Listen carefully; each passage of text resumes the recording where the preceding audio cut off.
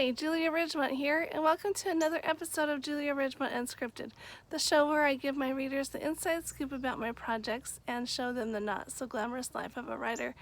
And today it's been a little interesting because we've had kids that need to get their homework done, and we need to have that done through all these technological ways, and it's been kind of a challenge. So there you go. There's one of the things that's not very glamorous about life right now with all of this coronavirus and stuff.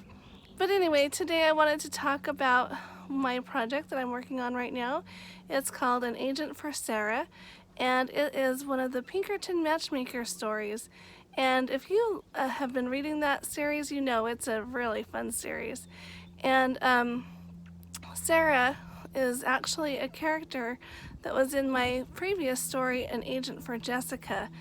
And in Jessica and Chaz's story, Sarah was only 10 years old at the time, and she was the daughter of Deidre and Lyle Packard, the horse breeders, who were presumably murdered and presumed to be dead. Of course, if you read that story, you know that they really weren't, but they were separated from Sarah for a while, and Sarah's rescuer, Mark, took her to an orphanage and hid her there from the bad guys for a time. So now, in this story, An Agent for Sarah, she is all grown up, all of 16 years old, which is funny to think about because in today's age and world, we think of 16-year-olds as kind of young. But back then, that was marriageable age, so that's as old as Sarah's can be with the time frame that I have to work with in this series. So she's going to be 16, and she's engaged to be married to someone else. And Mark isn't too happy about that, and I think he's feeling so forlorn that he decides to run away and do something else. At also the suggestion of Chaz, who is his mentor.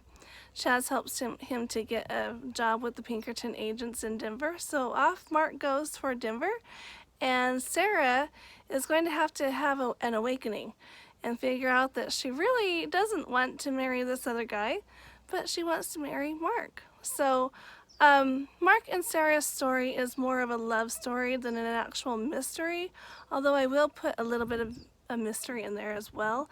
But when I wrote An Agent for Jessica, I got all kinds of responses from readers that told me, man, Mark and Sarah need their own story.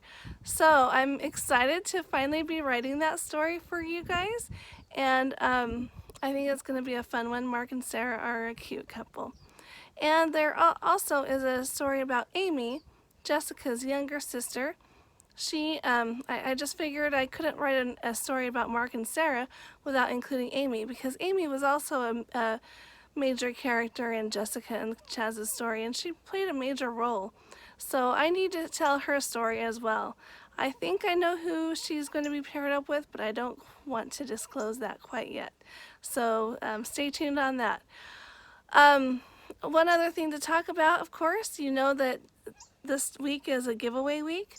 So I am going to be giving away a $5 Amazon gift card to a lucky commenter who comments below on this question.